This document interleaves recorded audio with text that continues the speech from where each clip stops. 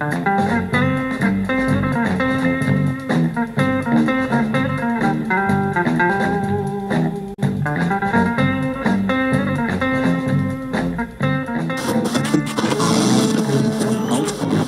que c'est, le Graal? Vous savez pas vraiment? Et moi non plus. Et j'en ai rien à cirer. Regardez-nous. Il y en a pour deux qui ont le même âge. Pas deux qui viennent du même endroit. Des seigneurs, des chevaliers errants, des riches, des pauvres. Mais, à la table ronde, pour la première fois de toute l'histoire du peuple breton, nous cherchons la même chose. Merci, monsieur, c'était très bien. C'était très bien. Vous, c'était bien là-bas. Vous, c'était bien. Ça, c'est comme ci, comme ça. C'était pas mauvais, c'était très mauvais. Voilà, exactement. Alors, reprenons. La table ronde du management.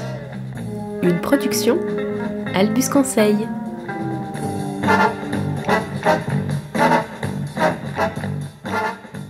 Salut Pat. Salut Camille. Alors aujourd'hui, on voulait vous parler du roi. Bah, on va pas parler de management du coup. Bah si, justement. Celui qui entraîne ses équipes, celui qui mobilise sa communauté pour lancer une aventure, celui qui fédère. C'est bien le roi. Oyez, oyez. Merci beaucoup, bonjour à tous. Bon, si je vous ai convoqué, c'est pour vous dire que le débarquement aura lieu en Normandie demain matin à 6h pétantes. Et je me permets d'insister particulièrement sur un point. C'est pas parce qu'on s'en va faire la guerre qu'il faut oublier de faire la toilette. C'est pourquoi je veux que demain matin, tout le monde soit rasé. Et c'est valable aussi pour le visage. Bon bah là en fait de roi, c'est plutôt un général un peu spécial, c'est Ben qui fait ça. C'est d'ailleurs assez drôle, mais alors pourquoi on utilise la figure du roi pour parler du manager ? Bah parce que bon, on n'est pas spécialement royaliste, toi et moi, et ni fan de l'Ancien Régime, mais c'est une figure bien connue qui quand même correspond un peu à ce que tu disais dans l'intro, de quelqu'un qui a la responsabilité d'emmener une communauté quelque part. Alors quand il est malveillant, c'est pour son propre profit, mais quand on va dire que plus globalement, si on prend des rois plus positifs comme celui du Seigneur des Anneaux ou d'autres, c'est d'emmener son peuple vers quelque chose de plus positif. Donc ça s'apparente d'une certaine façon à un manager. Ouais, tout à fait. Et donc, comme le montre bien l'histoire, c'est difficile d'être roi, difficile d'être roi d'un royaume, mais difficile aussi d'être roi d'une communauté dans une entreprise, et donc d'être manager. Et aujourd'hui, on voulait vous parler des pièges à éviter et puis des rôles à se garder et des indispensables du roi. Ouais, et vous allez voir que en fait, alors le net et en particulier LinkedIn est intarissable sur qu'est-ce qu'il faut faire quand on est un bon manager, quelles sont les actions.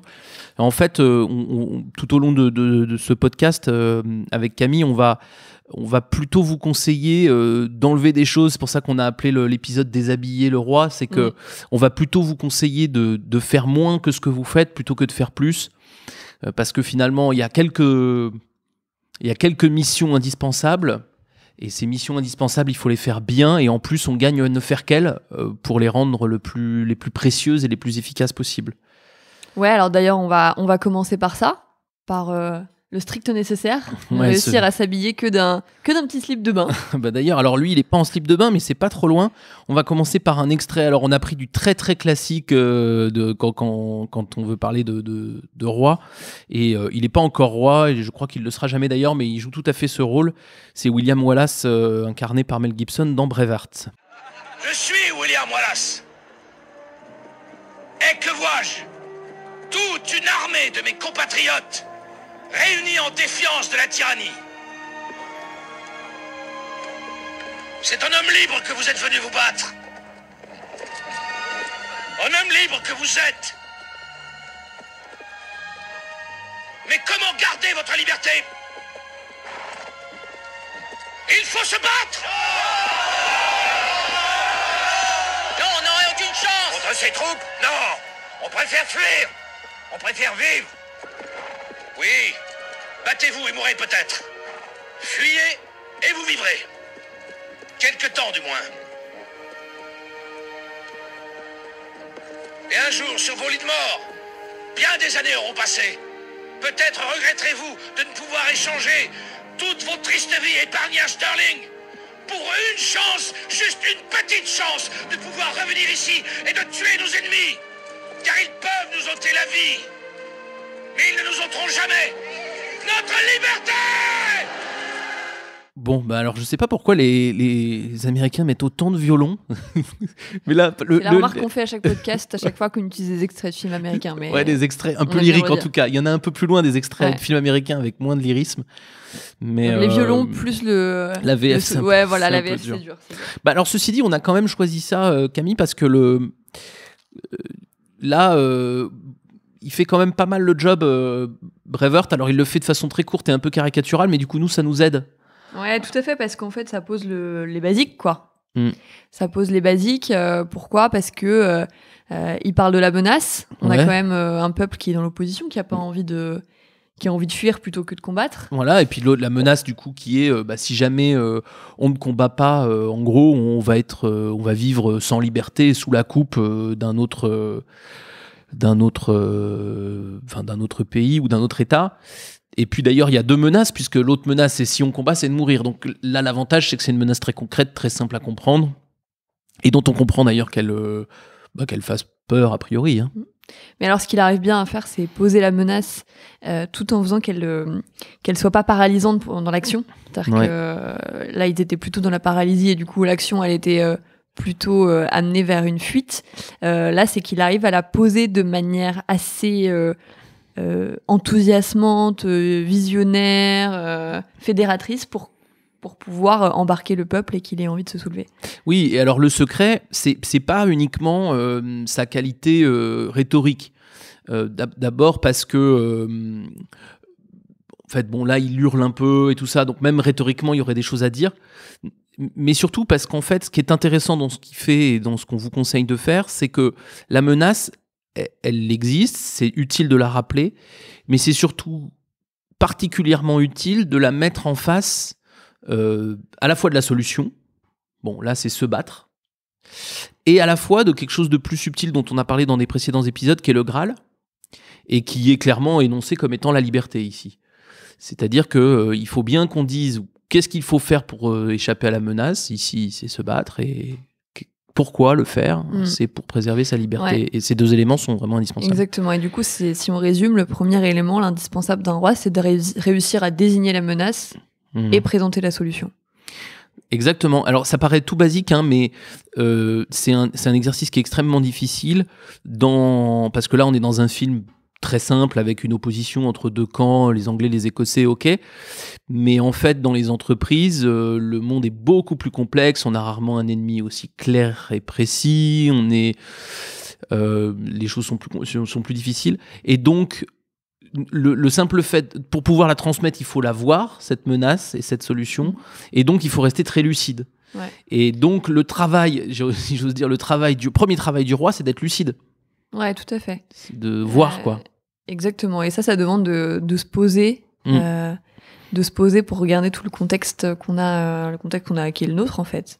Et ça me fait penser d'ailleurs au podcast qu'on avait fait sur la vision. Ouais. On vous encourage à faire cet exercice-là régulièrement, parce que dites-vous que si vous avez besoin de temps, vous imaginez pour les employés. Tout ça est beaucoup trop diffus. Donc ça, c'est vraiment réussir rationnellement à poser les choses, puis après y mettre l'enthousiasme qu'il faut. Ouais, et on va vraiment un peu enfoncer le clou là-dessus, quitte à se répéter un peu, mais comme c'est la lucidité dont on a besoin, et donc, comme tu dis, Camille, de se poser, de réfléchir, vous voyez que ça, c'est un rôle qui est plutôt inactif, parce que c'est actif au moment où on fait notre petit discours devant l'armée comme William Wallace, mais pour arriver à cette conclusion-là, il faut avoir travaillé, il faut avoir regardé avec lucidité et dans le calme les choses. Et dans un monde un peu frénétique comme le nôtre, votre job de manager, c'est d'abord d'être plus calme que votre équipe pour pouvoir la guider. Et c'est pour ça qu'on insiste là-dessus, c'est que c'est vraiment essentiel que vous soyez calme, lucide. Ça me fait penser au film que j'aime tant, là, c'est Les Trois Royaumes, les généraux, ils sont calmes. Ça, il faut avoir du temps devant vous, par contre. Ouais. Je vous le dis, hein, si jamais vous aviez envie de le regarder. Du temps. Non, mais au-delà du film, je crois, il est vraiment marquant là-dessus. La lucidité, c'est vraiment probablement ce que l'on attend d'un leader, plus que toute autre chose, plus que de la rhétorique, plus que du charisme, plus que je ne sais autre chose. Ouais. Et une fois qu'on a fait ce travail-là, on peut poser le Graal. c'est-à-dire mettre de l'émotionnel là-dedans pour pouvoir emporter les foules, ce que fait aussi William Wallace. C'est pour ça qu'on a choisi encore une fois cet extrait, même s'il est très très très basique, c'est qu'en fait il arrive à faire ça de manière très bien. Ouais, exactement. Et si on prend un autre exemple dans l'histoire, on va pas vous servir le discours, ça ferait trop de lyrisme, mais c'est clairement ce que fait Martin Luther King. C'est-à-dire que Martin Luther King, qui est une forme de roi de la communauté, on va dire afro-américaine dans les années 60, il a du lyrisme et de la rhétorique, mais avant ça, il est lucide. C'est-à-dire qu'il a compris, ce qu'était l'époque dans laquelle il vivait, et deux, il a compris comment aborder le sujet pour qu'il sorte de son ghetto, pardonnez le mauvais jeu de mots, quoi. Et notamment parce qu'il a justement pas opposé les noirs contre les blancs. Et ça c'est sa lucidité incroyable, c'est ça. Et c'est ce qui va faire qu'il va avoir un retentissement aussi fort et faire peur d'ailleurs aux suprémacistes blancs qui ont vu qu'il allait réussir. Et je crois que Martin Luther King, on doit plus retenir sa lucidité que sa rhétorique. C'est ce qui est intéressant, c'est d'avoir vu ça. Et je crois que quand on est manager, votre premier job, c'est comment est-ce que vous faites pour être lucide. Moi, j'ai eu un exemple, il n'y a pas très très longtemps, j'ai emmené un manager faire une visite de site avec moi, on a passé une journée dans un site d'une autre entreprise. Et il n'y a rien de plus utile, en fait, pour un roi que de sortir de chez soi et d'aller voir ce qui se passe ailleurs. Pour pouvoir faire ce travail de lucidité pour ces équipes qui n'en ont pas le temps ou qui ont le nez dans le guidon, quoi. Si vous le faites pas, je vois pas bien qui le fera à votre place. Donc pour moi c'est l'indispensable. C'est l'indispensable. Si on doit garder qu'un seul vêtement pour garder notre truc, clairement le pagne ou le slip, c'est clairement. Goûts, hein. Ouais, selon la morphologie aussi. Ouais. C'est clairement ça. Pour moi, c'est clairement ça. Ouais. Alors, du coup, si on résume, il y a ça, identifier la menace et la solution, trouver le Graal qui répond à cela. Et la troisième chose qui est super importante pour nous, et qu'on encourage les managers à faire tout le temps, c'est donner le rythme. Allez, petit extrait avant d'en parler. Sergent Boren, je sais que nous avons répété ça des centaines de fois, mais des tas de choses peuvent foirer et nous devons être prêts à improviser. Alors voyons ce qui se passerait si tout marche comme prévu. Vous êtes prêts? 1. Arrivez au barrage routier au moment opportun. 2. On liquide les gardes-cheveux. 3. Le commando va pique-niquer dans la baignoire. 4. Le commandant et Ladislo se présentent au théâtre. 5. Pinglet attend dehors s'il y a un mot du marin. 6. Le commandant arrive la corde lisse. 7. Ladislo lance le crochet sur le pet. 8. René connaît la suite. 9. On va à la corde ouverte par le sous-off. 10. Sawyer et Gilkin sont de service. 11. Posez garde le point 3 en attendant les 11. 12. Ladislo et le commandant rejoignent la partouze. Et où est Donald Duck? Donald Duck est au carrefour avec la grosse mitrailleuse. Je lui conseille de ne pas s'endormir, sinon ça ira très mal. Voilà, donc ça c'est un extrait qu'on aime bien parce qu'on adore le film. On adore le film tous les deux. C'est Patrick qui me l'avait fait découvrir. Les 12 salopards, donc. Un très bon film de guerre avec un super casting. Bon là, l'extrait est un peu, le son est un peu limite, mais c'est comme ça dans le film. En fait, on comprend que alors là c'est un commandant, je crois, joué par Lee Marvin. C'est pas un roi, donc, mais c'est un commandant et qui répète à la fois le rythme de l'action et les rôles de chacun au cours de cette action. Ça résume, une fois qu'on a fait le premier travail dont on a parlé, ça résume ce qui est la suite du rôle du roi, quoi. Ouais, exactement. Et ça, vous voyez bien qu'on peut y réfléchir longtemps. Il n'y a pas grand monde qui peut le faire à sa place. Ouais, il y a même personne, je crois. Parce qu'en fait, moi j'ai coutume de dire aux managers, écoutez, il y a qu'un truc que vous pouvez pas déléguer, c'est pas la lucidité, parce que la lucidité, vous êtes obligé de le faire, mais à la limite, si il y a une autre personne dans votre équipe qui sont lucides, c'est pas plus bête, hein. Mais en revanche, le rythme, c'est indélégable, parce que quand vous allez envoyer quelqu'un dans une quête pour faire quelque chose de très difficile dans votre entreprise, et que vous avez réussi votre coup, normalement, il est à fond. Il est à fond dans son truc et il veut le faire avancer. Donc normalement, c'est pas possible pour lui d'avoir en même temps une vision claire sur le rythme de l'histoire. Et donc c'est absolument à vous de marquer les coups parce que sinon il va s'épuiser. Ouais, tout à fait. Et puis un projet, vous voyez bien dans vos boîtes, les projets, ils durent dans le temps. Donc si vous voulez pas que les gens s'essoufflent ou si vous voulez éviter le fameux effet tunnel, il faut donner du rythme en fait. Vous êtes obligé. Alors donner du rythme, c'est concrètement 2 choses. Parce que c'est quoi ? C'est en début d'une période donnée, alors nous on conseille souvent de faire des épisodes qui vont de 3 à 6 mois, mais peu importe. Au début d'une période donnée, vous allez dire, voilà, sur la période qui vient, voilà comment, ce qui risque de se passer, et puis on se donne rendez-vous dans quelques temps pour faire le point là-dessus. Donc la première façon de donner du rythme, c'est au début de période pour expliquer aux gens ce qui va se passer. Puis après, ils vont foncer pour faire le truc. Il y a la deuxième façon, bien sûr, c'est pendant toute la période. Donner le rythme, moi j'appelle ça l'étiquetage.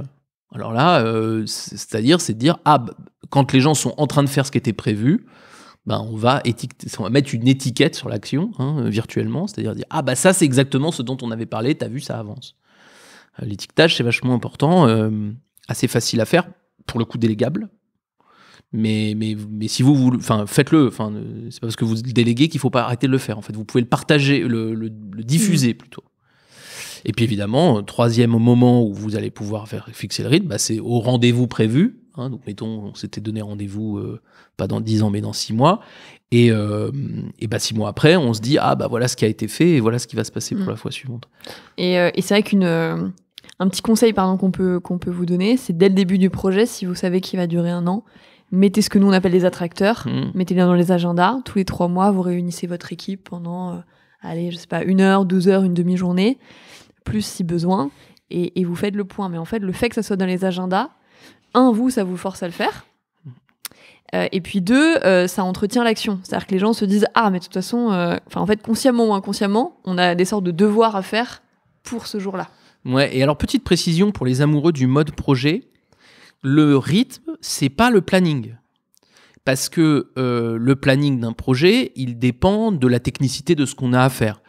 Par exemple, moi j'ai suivi un projet d'une création d'une usine automobile au Maroc, et c'est un projet sur plusieurs années, et les grandes étapes du projet, elles n'arrivent pas à rythme régulier. Elles arrivent quand c'est logique qu'elles arrivent. Il y a des périodes, il peut y avoir une période de 2 ans sans qu'il se passe de choses spectaculaires, et puis après, peut-être qu'en 6 mois, il va s'en passer 3 très spectaculaires.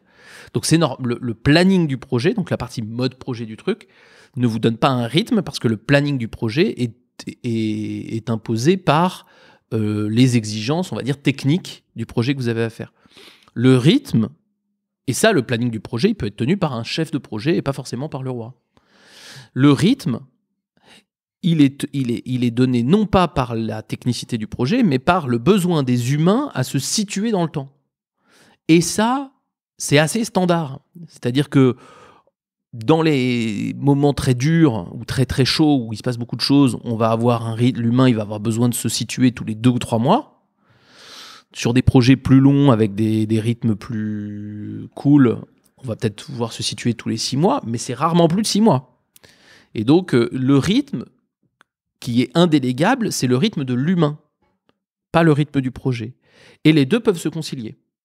Même parce que vous pouvez faire, comme tu dis, un attracteur à un moment où il ne s'est rien passé, juste pour expliquer pourquoi il ne s'est rien passé. Ça ne pose pas de problème. En tout cas, ça balise le chemin. Et ça, c'est super important. Et ça le balise émotionnellement. Exactement. Et c'est pour ça qu'on dit que dans ces moments-là, il faut aussi prendre du temps pour célébrer. Ouais. Le but, c'est pas d'arriver de se faire le bilan de toutes les erreurs qui ont été faites ou de toutes les bonnes actions qui ont été faites. C'est vraiment de célébrer ce qui a été bien fait, y compris les échecs d'ailleurs, puisqu'ils vont aider à rebondir pour les épisodes suivants, et puis à se projeter dans l'avenir avec enthousiasme, quoi. Ouais, exactement. Et là, je fais toujours le parallèle avec mon chef de projet, donc dans mon mode projet. C'est pas à lui de célébrer. Lui, il est là pour faire avancer et s'assurer que les actions, l'action B suit l'action A et précède l'action C, tu vois. Et donc, lui, il a besoin que les choses s'enchaînent. D'ailleurs, quand vous prenez un consultant en conduite de projet, vous le prenez précisément, non pas pour le rythme, mais pour le planning. C'est-à-dire pour qu'il vous aide à assurer dans le temps l'enchaînement logique, rationnelle et rigoureuse des actions pour aboutir à un but technique, qu'il soit informatique, technologique ou je ne sais quoi. Le rythme indélégable, intransférable à un consultant, c'est par rapport à votre équipe et à l'humain. Et ça, c'est aussi comme le sens et la lucidité, un habit que le roi ne peut pas enlever. Hein, sinon, il est tout nu. Et donc, là, vous êtes vraiment tout nu en plus, parce que vous aviez qu'un slip. Alors, ouais. Donc, il faut vraiment garder ces deux trucs-là. Pour nous, ces deux grandes familles de choses, c'est la lucidité pour pouvoir expliquer aux gens où ils vont, émotionnellement et rationnellement, et puis le rythme pour qu'ils se situent dans le temps. Il y en a un quatrième qui va un peu avec et qu'on a bien entendu dans les 12 salopards, c'est la distribution des rôles. Mais au début, parce qu'en fait après, vous allez mieux comprendre à la fin du podcast, mais quand on fait bien les choses et qu'on se limite à son beau rôle de roi, les gens trouvent leur place. Ouais, et puis en plus, d'abord vous allez vaguement distribuer les rôles au début, mais en fait l'intérêt du management c'est quand même d'être surpris. Donc, si vous distribuez les rôles de façon trop structurée, là, il faut bien voir que dans les 12 salopards, en fait, là, ils répètent quelque chose qu'ils ont construit avant. Hein. Donc, si vous distribuez les rôles de façon trop top-down, ça risque de pas bien marcher. Donc, il y a de toute façon des marges de manœuvre dans la distribution des rôles. Je trouve presque, tu vois, en y réfléchissant, en discutant avec toi, je trouve presque que la distribution des rôles, l'enjeu, c'est moins de donner les rôles que de les reconnaître quand ils ont été pris. Ouais, de les entériner, de faire en sorte que les gens prennent confiance aussi dans le rôle qui ouais. En gros, tu vois, si je caricature un peu, il y a un truc, c'est vas-y Camille, fais ce que tu veux. Donc je distribue pas de rôle.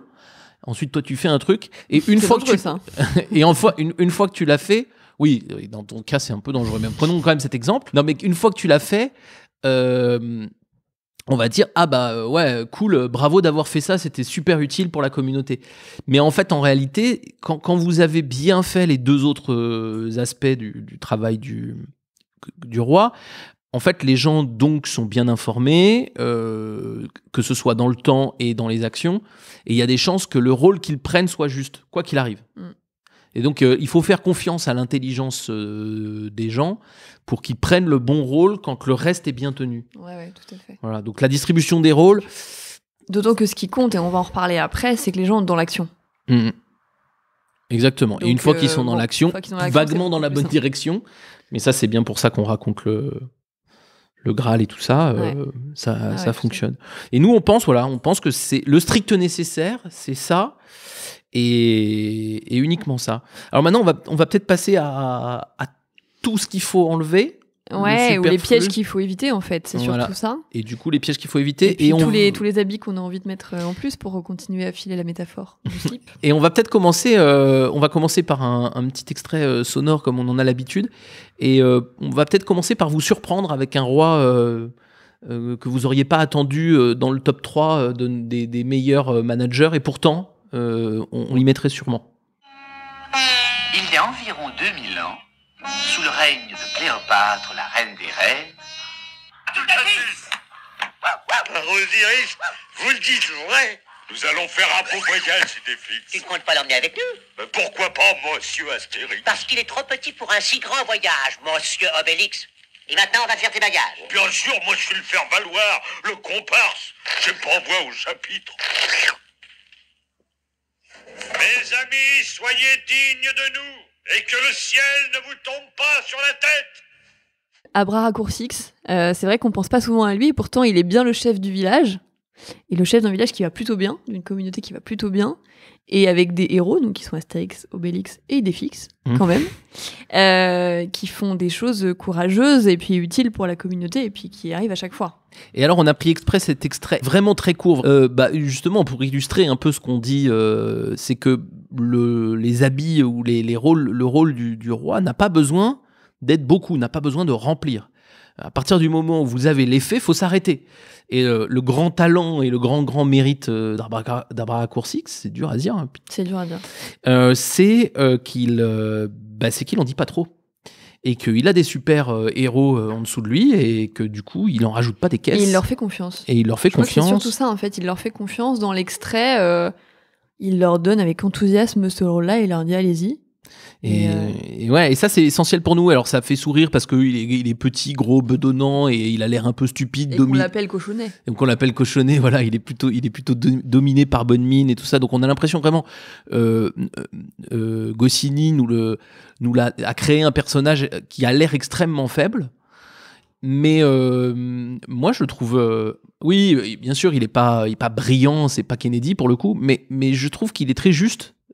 Et j'aime bien, moi, justement, ce truc où il n'y a pas de superflu et une certaine modestie chez le chef, quoi. Et pour le coup, on va y revenir, mais lui, il n'a pas envie d'être héros à la place des... Ouais, bah non, c'est clair. Oui, non, je pense qu'il n'a pas envie. Je sais pas s'il n'a pas envie ou s'il a décidé qu'il n'est pas capable. Ouais, Peut-être qu'il sent ça aussi. Mais en tout cas, c'est intéressant. Il y a souvent ce complexe que peuvent avoir des managers quand, tu sais, ils sont en face d'une équipe où ils ont la sensation que ils savent pas. Tu sais, ils ont un complexe de légitimité parce qu'ils ont l'impression que leur équipe fait plus de choses qu'eux-mêmes ou qu'ils savent pas faire le même job. Mais en fait, on s'en fiche complètement, hein. En fait, c'est pas du tout gênant de pas savoir faire. Au contraire, c'est peut-être bon signe. Ouais, au contraire, c'est peut-être bon signe. Ça va vous pousser, si vous êtes astucieux, ça va vous pousser justement à faire ce qu'il faut pour guider les gens et à eux de faire la magie, quoi. Hein. Ouais. C'est normalement, si vous êtes dans une boîte très technologique, vous avez des ingénieurs pour connaître la technologie. C'est à eux qu'il faut confier la connaissance de la technologie. C'est pas... Ouais.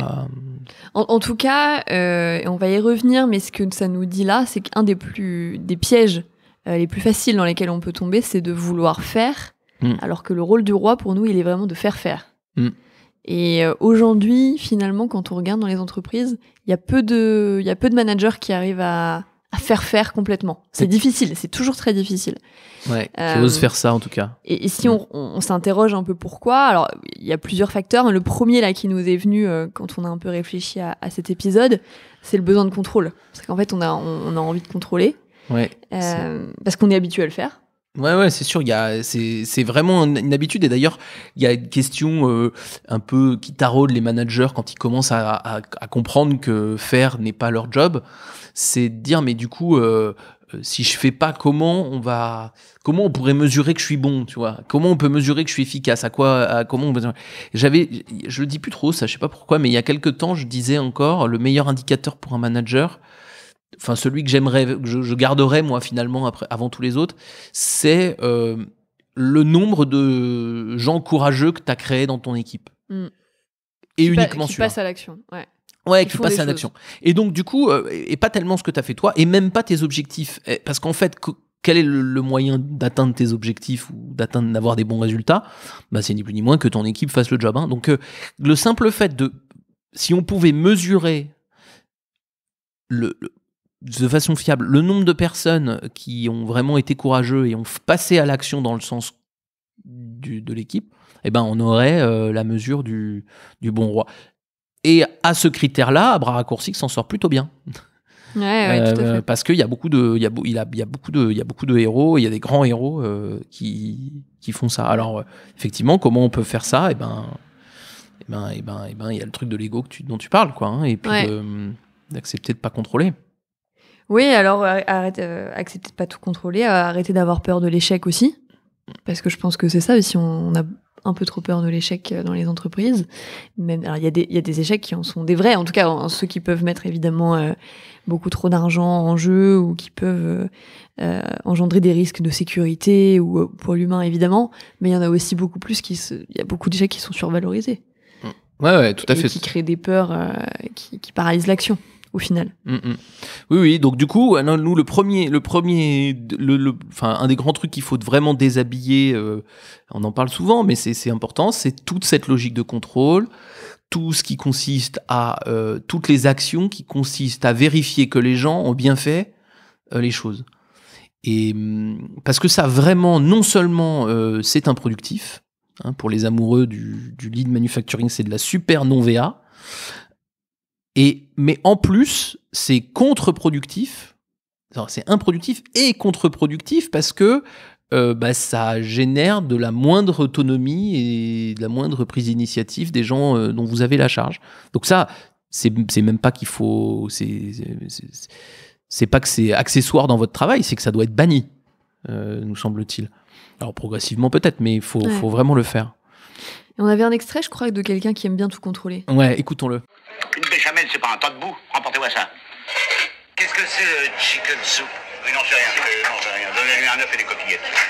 Bon, là, on en a mis deux, hein, mais De Funès, c'est vraiment le personnage par excellence qui contrôle tout. Qui fait pas confiance. Et qui fait pas confiance. Et c'est pour ça qu'il est hilarant d'ailleurs. Louis de Funès, il joue souvent, enfin presque tout le temps d'ailleurs à ma connaissance, un personnage extrêmement seul, parce qu'il fait pas confiance et qui veut tout contrôler et qui veut vérifier. Alors peut-être c'est dans le Gendarme que c'est le plus évident.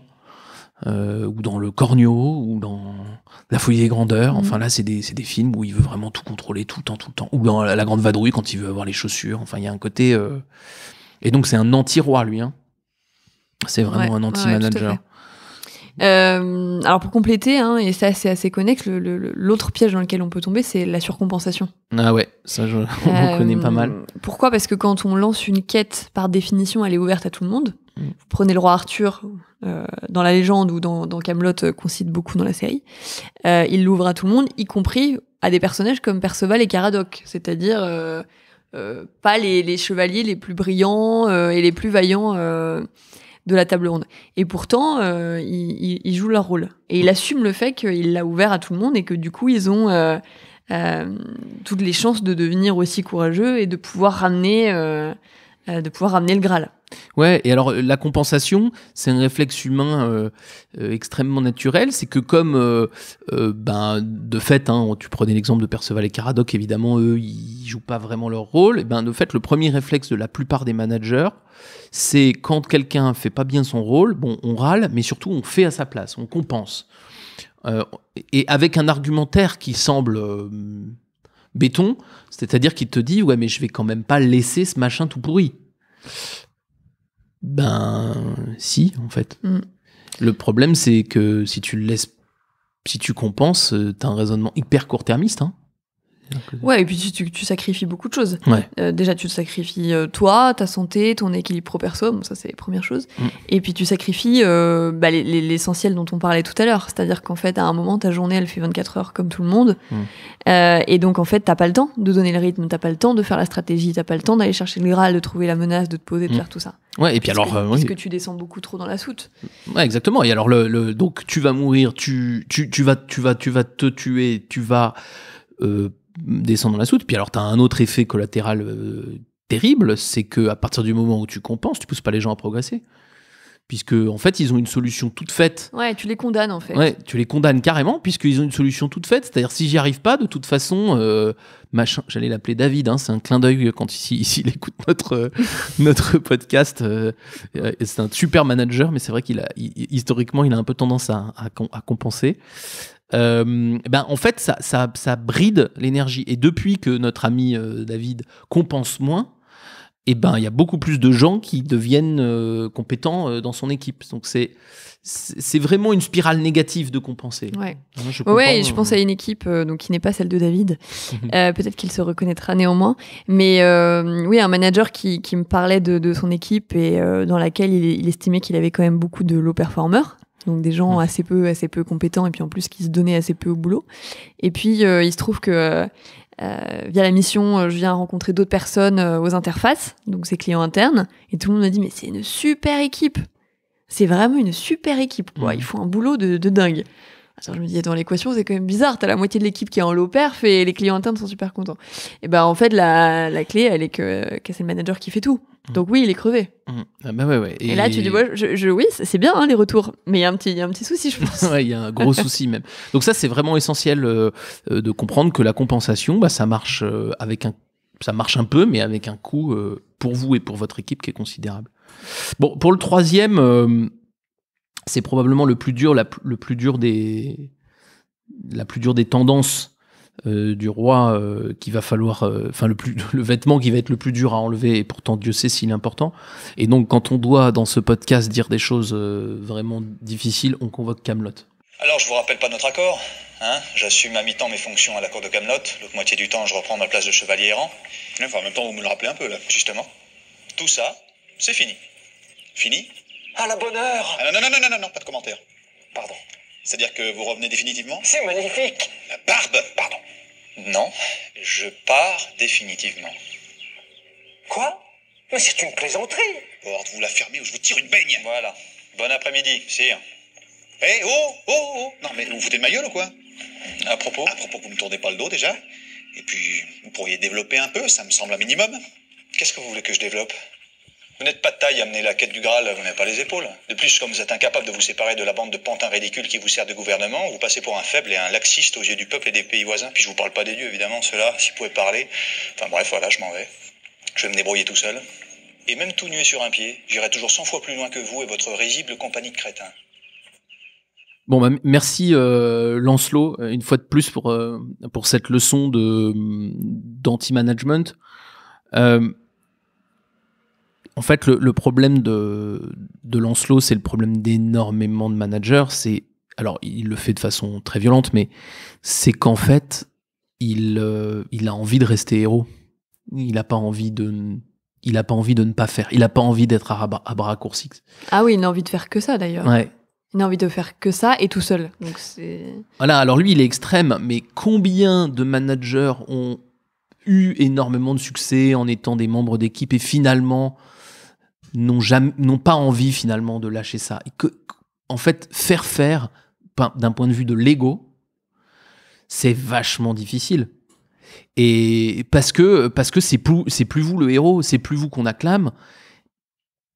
Et c'est pour ça que c'est si difficile de lâcher, et c'est pour ça que c'est si admirable de le faire.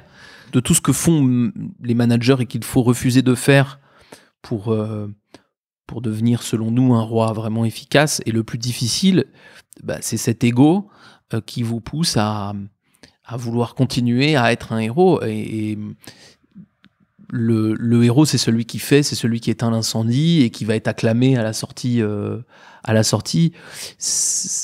Et finalement, manager ou roi, c'est un rôle de l'ombre. À partir du moment où on a compris ça, on a compris pratiquement l'essentiel du management. Mais c'est extrêmement difficile. Je pense que c'est ce qu'il y a de plus dur à lâcher. C'est difficile. Nous, quand on parle de tout ça avec les managers qu'on accompagne, les questions qui reviennent le plus souvent, c'est mais si je fais faire, qu'est-ce que je fais moi? Qu'est-ce que je fais de mes journées concrètement? Et à quoi je sers? Donc la question de l'utilité. Donc on voit que ça renvoie à quelque chose de très très presque identitaire ou structurel chez la personne, parce que d'un coup tu vois la panique. Et puis ouais, mais il y a quand même la question pour les plus honnêtes d'entre eux oui, mais du coup comment on me reconnaît moi? Et pourquoi? Et du coup moi j'aurais aucun honneur.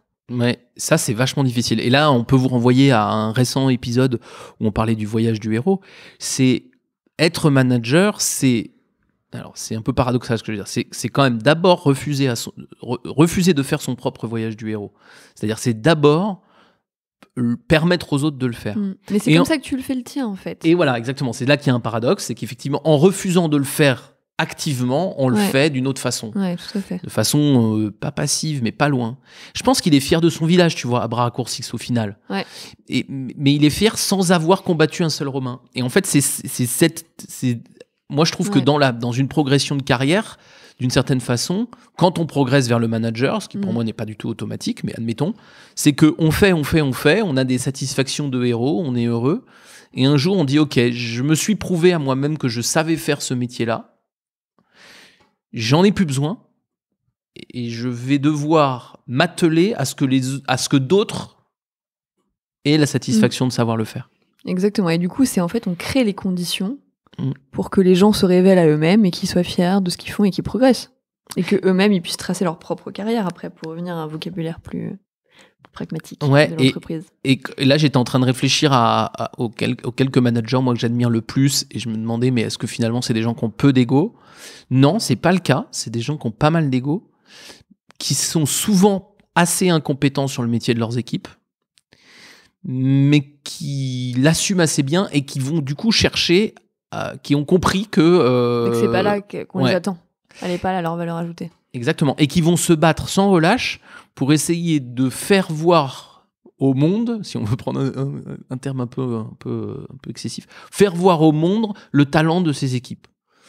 Et je trouve que ceux qui se battent vraiment essentiellement pour ça, j'essaie de réfléchir en même temps, les managers que je préfère, que je trouve les plus efficaces et les plus forts, ils ont ça en commun probablement. Et donc l'ego est assez fort chez eux, mais c'est un ego qui est placé là-dessus. Ouais. Et moi je trouve probablement que c'est un des secrets du management. Ouais, je suis d'accord. Et donc ça veut dire ne pas être élitiste. Mais ça, on vous l'a déjà assez répété, donc commencez par le savoir.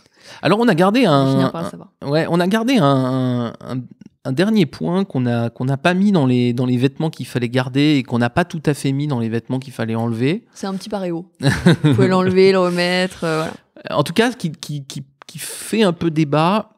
Si vous allez sur la toile, vous allez vite voir que je pense notamment à une photo de loup là avec des loups qui cèdent ou je sais pas quoi. C'est la question de l'aide. On n'a pas du tout parlé de est-ce que aider son équipe. Patrick, faut que tu aides les gens parce que là, je pense c'est une qu'ils photo. l'ont pas. Déjà moi, quand t'as dit loup, je voyais une femme. Si c'est tu sais c'est le. Il y a mais une photo. Maintenant j'ai compris à quoi tu fais référence. Il y a une photo d'une meute de loups là en file indienne. Je la vois et maintenant. en gros, il y a évidemment ceux qui guident, donc là je suis plutôt d'accord. Et puis il y a ceux qui aident. Bon, mais là nous on n'est pas tout à fait une meute de loups. Et donc la question de l'aide, elle est importante parce que souvent on entend dire finalement. Et puis d'ailleurs, ça serait presque logique avec ce qu'on a dit juste avant. C'est du coup le manager, son job c'est d'aider les autres, et je trouve qu'il y a débat moi sur ce sujet. Je trouve qu'il y a débat parce que évidemment aider les gens de son équipe, ça fait partie de la panoplie du manager et donc du roi. Et d'ailleurs dans Kaamelott qu'on aime tant, Arthur essaye d'aider Perceval, et moi je trouve qu'il est plutôt dans son rôle quand il essaye de le faire. Donc ça fait indéniablement partie du rôle du roi, mais je trouve que ça a ses limites dont il faut qu'on parle quelques instants. En fait, ça a sûrement ses limites en fonction des responsabilités que vous avez, en fonction de la boîte dans laquelle vous êtes. Ça a ses limites parce que sûrement vous prenez aussi le rôle, vous, de vos managers intermédiaires. Parce que c'est souvent aux managers intermédiaires de faire ça, en fait. Ouais. Et si vous le faites, vous leur enlevez, entre guillemets, ce rôle de coach. Ouais, je suis d'accord. Pour moi, il y a la première limite, c'est ça, effectivement. Mais ça, c'est si vous êtes j'allais dire au sommet. Ouais, en sommet, terme, mais assez haut placé dans l'entreprise. En tout cas, je pense que c'est très vrai pour le premier niveau de management. C'est très vrai que l'aide fait partie de la panoplie, on va dire la première panoplie.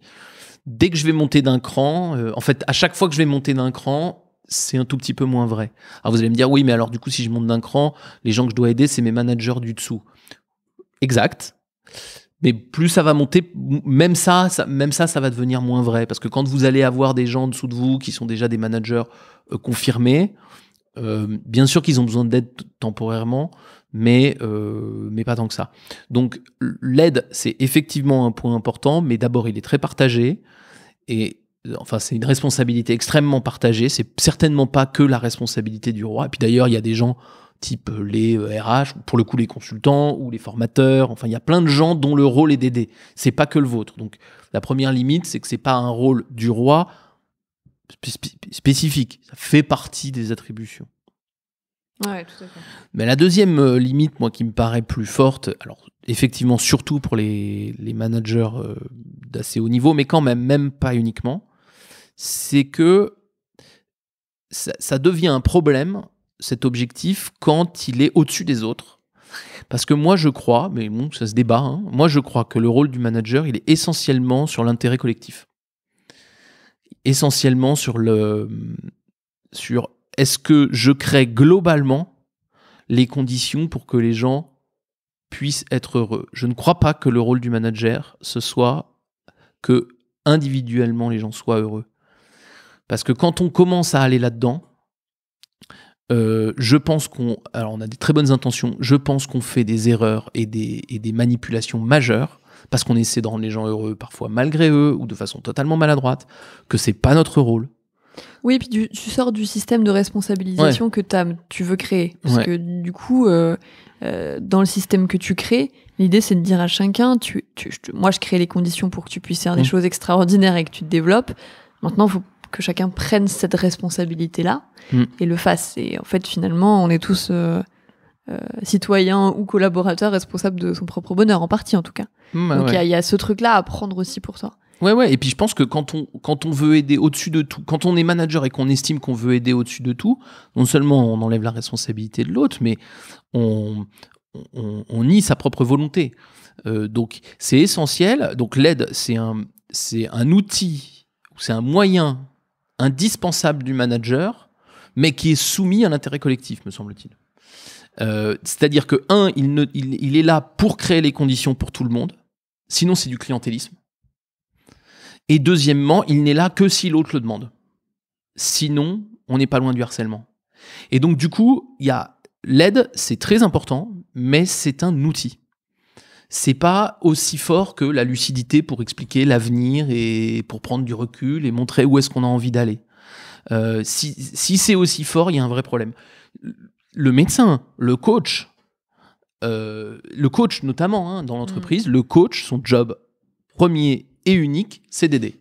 Mais du coup, Patrick, je pense qu'aussi, ton roi, il a su créer, dans ce que tu racontes, des managers coach à certains endroits. Enfin, qui sont, entre autres, coach. Absolument, et il sait l'être aussi. C'est pour ça qu'il y a un débat. C'est que je dis pas qu'il ne doit pas l'être. Je dis à quel niveau, si on devait faire la liste des habits du roi, je dirais que l'aide, c'est un accessoire extrêmement important, mais c'est un accessoire. C'est-à-dire qu'il faut savoir ne pas le mettre quand c'est pas utile. C'est quelque chose que vous pouvez confier à d'autres en partie. C'est quelque chose que vous ne devez faire que dans un certain nombre de conditions. Parce que manager des gens, c'est pas comme quand vous élevez votre enfant. La relation qu'on a aux autres dans l'entreprise, même si on s'entend très bien, même si on a une entreprise qui fonctionne bien, très fort, avec des liens très forts, la relation aux autres, c'est une relation qui est une relation d'adulte à adulte et dans laquelle chacun doit faire le choix, oui ou non, des choix personnels forts. Donc, c'est pas des enfants de 3 ans. En tout cas, il peut aider ponctuellement, mais il faut pas en faire ni une obsession, ni un but en soi. Voilà, c'est pour ça. Voilà, c'est exactement. Donc ça fait probablement partie des habits importants du roi, mais sûrement pas plus. En tout cas, après les 2 autres. Ouais. Si vous n'avez pas fait les 2 autres et que vous faites ça, vous êtes plutôt en train de faire du coaching que du management. Et ça peut être embêtant pour des gens qui attendent de vous que vous soyez manager et pas coach. Donc ça c'est vraiment essentiel. C'est pour ça qu'on a c'est un point un peu au milieu des deux, quoi. Ouais, en tout cas voilà, on vous invite à y réfléchir. Lâchez vos coms, comme on dit. On voulait finir par une dernière partie parce que c'est vrai que, et ça fait un peu le lien avec ce qu'on disait sur l'ego, c'est vrai que vous pourriez avoir l'impression, si vous suivez ce qu'on vous dit, qu'il ne reste plus grand-chose à faire. Et que du coup... vous allez pouvoir aller faire du golf. Ouais, que vous allez avoir un job à mi-temps. Eh ben non, ouais. Eh ben non. Et donc, on va écouter un petit extrait d'un film qu'on aime bien aussi, Le Stratège. Peña est un All-Star. Ok, et si vous le foutez dehors et que Atterberg ne marche pas aussi bien que nous l'avons prévu, vous êtes conscient que c'est le genre de décision qui vous coûterait votre place. C'est sûr. Ouais, t'as raison. Je pourrais perdre mon job. Auquel cas, je suis un vieux de 44 ans qui a juste le bac en poche et une fille à qui j'aimerais offrir de longues études. Toi, t'as 25 ans. T'es diplômé de Yale, avec un apprentissage haut de gamme. Je crois pas qu'on se pose la bonne question. Je crois que la question qu'on devrait se poser, c'est: tu as foi en ce qu'on fait, oui ou non? Absolument. Un film qu'on aime bien, notamment parce qu'il y a Brad Pitt, surtout Patrick. Moi, j'aime bien Brad Pitt. Je sais, c'est pour ça que je dis ça. Moi, bof, mais voilà. Mais non, en fait, c'est vrai que Brad Pitt, dans ce film, enfin, le rôle qu'il joue, évidemment, c'est surtout de faire. C'est-à-dire qu'il a un coach pour son équipe, parce que c'est une équipe de baseball. Quel coach, hein, Philippe Seymour Hoffman. Pour ceux qui n'ont pas vu le film, si on peut le pitcher rapidement, l'idée c'est de se dire on va reconstruire une équipe de baseball, non pas en fonction des joueurs, mais en fonction plutôt des statistiques de victoire. Ça va, si je résume comme ça? Ouais, bon, après, c'est un sport qui nous échappe un peu, mais ce qui est intéressant, c'est que le film n'est pas une encyclopédie du baseball, mais simplement on comprend que ce que fait Billy, je crois qu'il s'appelle, c'est que il voit, donc il est lucide, pour prendre nos termes du début. Il est rationnel pour le coup. Lucide et rationnel. Il utilise beaucoup les mathématiques. Ouais, il voit qu'il n'a pas les moyens financiers de se battre contre les plus grandes équipes. Et au lieu de se battre sur le même terrain qu'elle, c'est-à-dire acheter des stars, où il a aucune chance, il va regarder les joueurs sous un autre angle et notamment par les statistiques. Ce qui est intéressant dans cet extrait, là, il discute avec son jeune collaborateur qui l'aide dans ses statistiques. Ce qui est intéressant dans cet extrait, c'est de voir que c'est très prenant en fait d'être le roi, même si vous ne faites que ça. Parce que pour reprendre un terme un peu à la mode, parce que la charge mentale est énorme.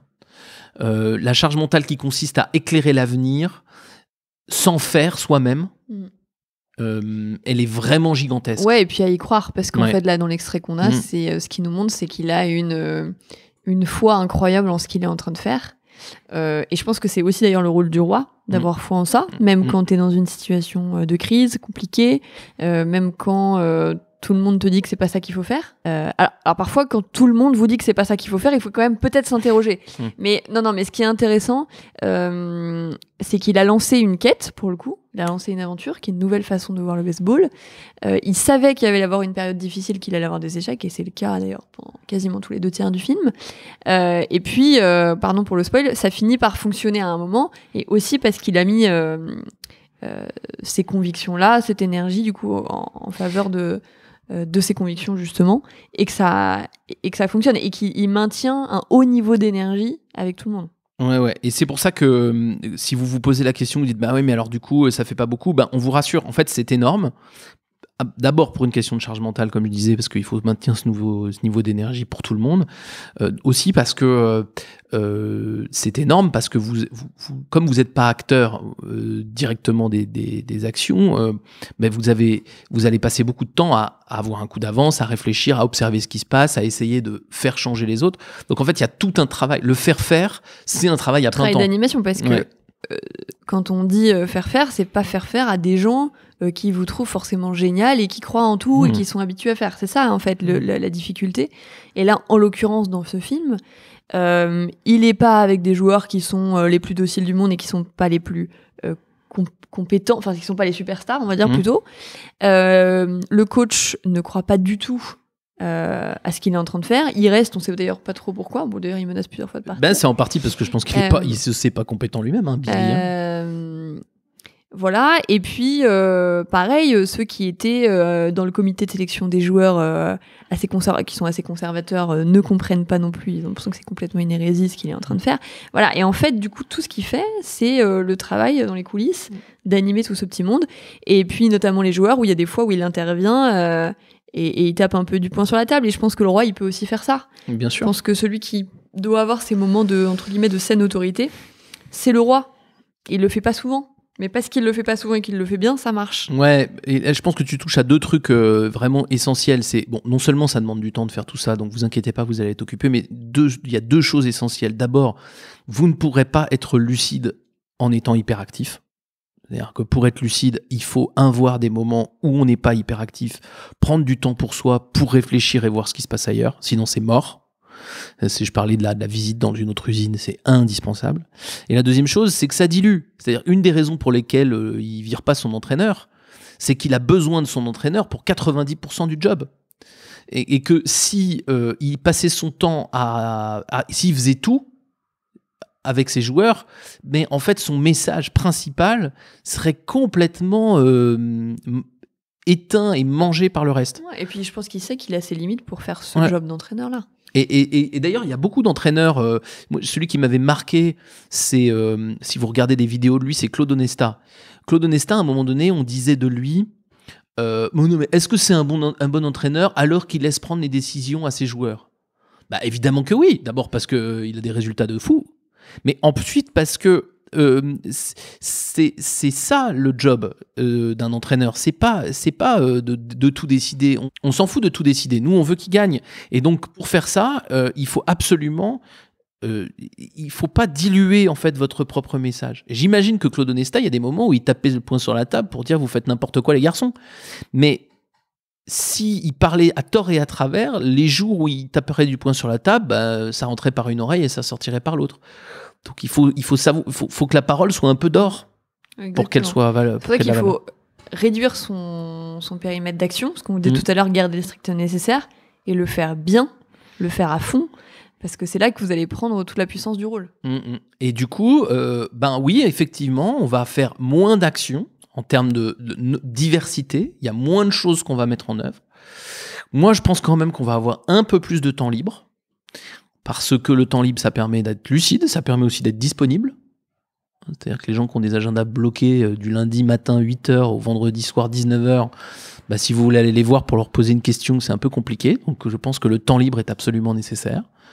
Et moi, j'ai quand même un peu l'impression que les managers, pareil, je parlais des meilleurs managers que je connais, c'est pas les plus chargés. Hein. Parce que c'est des gens justement qui ont compris que l'essentiel, c'était de mettre les gens dans les bonnes conditions pour qu'ils réussissent, qu'ils soient heureux et fiers. Et une fois que c'est fait, faut après c'est quand même beaucoup de réflexion permanente sur les gens, parce que les personnes de vos équipes, elles ont toutes des leviers différents, donc il faut prendre le temps de le regarder, de comprendre, de savoir où mettre l'énergie, où mettre l'influence. Donc non, tu peux aussi être très chargé en prenant juste ce rôle-là. Ouais, mais ce que j'appelle, je suis d'accord avec toi. En fait, moi, ce que j'appelle temps libre, c'est pas tant rien foutre, c'est justement avoir ce temps pour réfléchir. Ouais. Tu sais, libre au sens, c'est pas temps mort, c'est temps libre. Je comprends ce que tu vois veux dire, ouais. D'avoir de l'espace disponible. Ouais. Quoi. Et tu vois, moi je vois dans une journée, t'as tes différentes réunions, machin. Si t'as une heure dans ta journée avec rien dans l'agenda, bien sûr que tu vas faire des trucs. Mais faut pas te plonger à corps perdu dans n'importe quelle action. Il faut justement réfléchir, prendre du recul, où est-ce qu'on va, est-ce que mes équipes vont bien. Et d'ailleurs, il y en a de plus en plus des managers qui se barricadent comme ça, presque une demi-journée ou 2 heures dans toutes les semaines en mettant rendez-vous privé ou que sais-je, en se disant voilà, au moins ces 2 heures-là, on va pas me les voler quoi.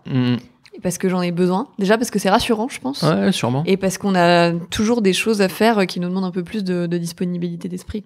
Ouais, exactement. Et donc préserver ça, toi tu disais en rigolant, vous allez pouvoir aller au golf. C'est peut-être pas forcément aller au golf, encore que je me demande des fois.